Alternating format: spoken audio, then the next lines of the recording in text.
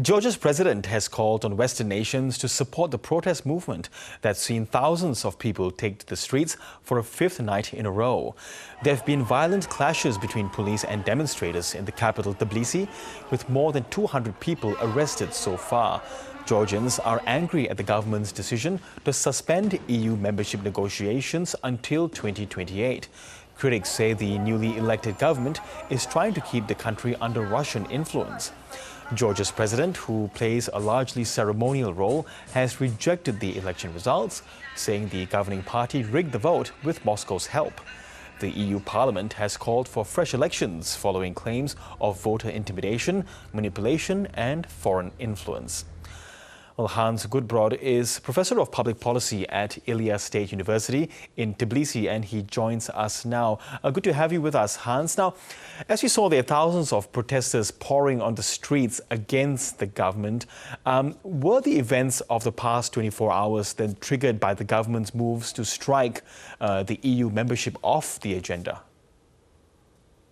Yeah, the mass protests have been triggered specifically by those moves, by the announcement that in the view of many people, undignified candidate would become president next.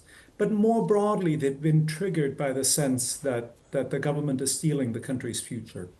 Yep. So this is what really brings people out on the streets. So the reaction needs to be seen in a much broader context, not just the most recent three or 4 weeks.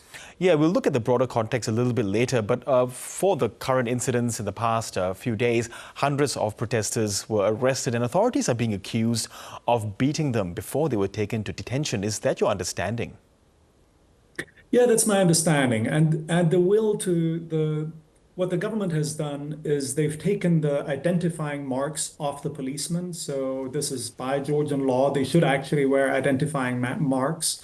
So is it a top-down rule that there have been a top-down order that there have been these beatings?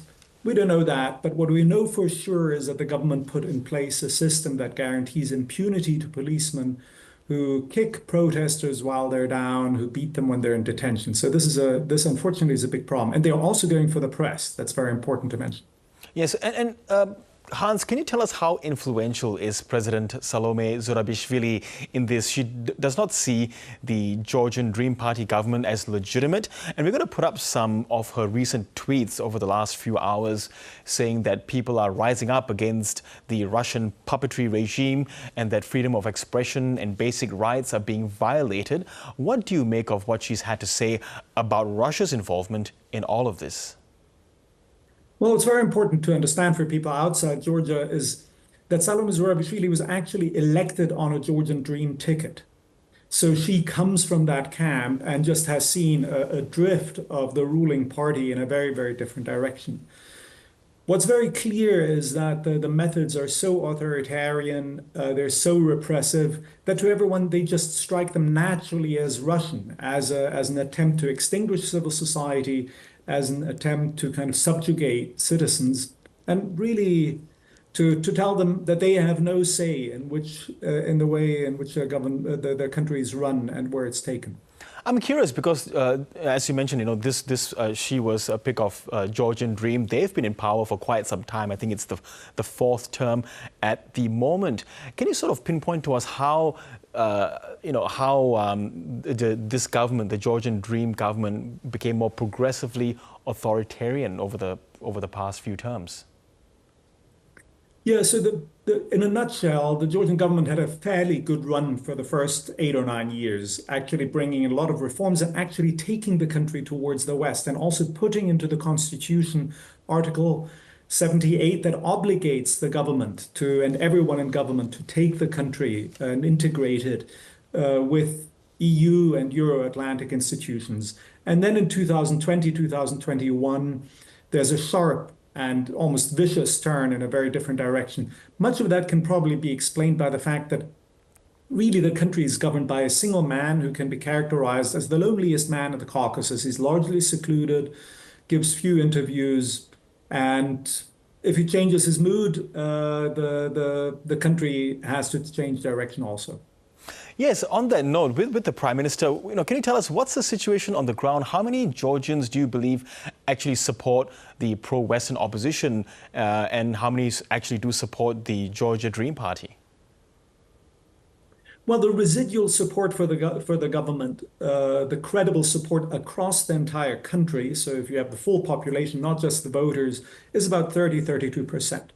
But the people that supported the government supported it because they wanted stability.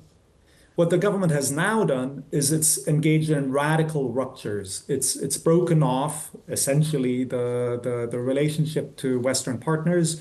It's appointed, it says that it'll have a president who was not qualified enough to run the Georgian Football Federation, but apparently is qualified enough to run the country. And so there are a lot of people that feel this is no longer a country that offers more of the same and more stability, but rather a radical rupture. And in that way, the government has really weakened its own base a lot as well. So it's a shrinking base at this yes, point, rapidly shrinking. Yes, so even with the shrinking base, how do you think the Kremlin is viewing all of this, given that, Georgia shares a border with Russia? Well, the Kremlin is clearly in favor of the Georgian Dream government. It has said that, and Vladimir Putin has lauded the decisions by the Georgian government. At the same time, and the Georgian government uses that implicitly to intimidate its own population, saying more or less, it's us, or terrible things will happen to you. That's not the way of running a country. That's certainly not a good way of running a country. I think most people can agree on that. There's also the reality that right now the Kremlin even needed 10,000, 11,000 North Korean soldiers, even just to try and regain some of its own land.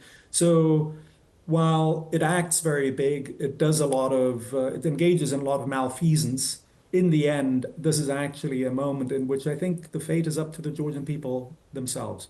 And on the other end of the spectrum, the European Parliament is calling for a rerun of the parliamentary election. Is that a realistic prospect in Georgia?